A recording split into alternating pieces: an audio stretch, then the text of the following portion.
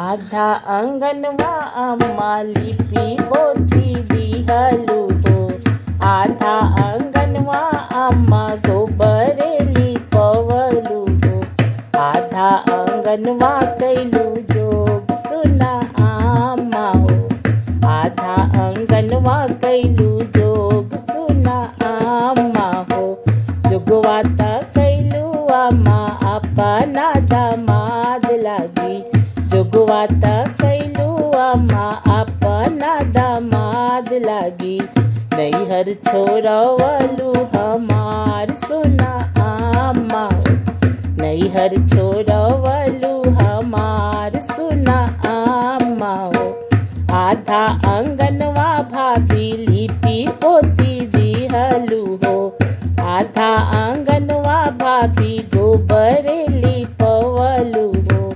आधा अंगनवा कैलू जोग सुना भाभी हो। आधा अंगनवा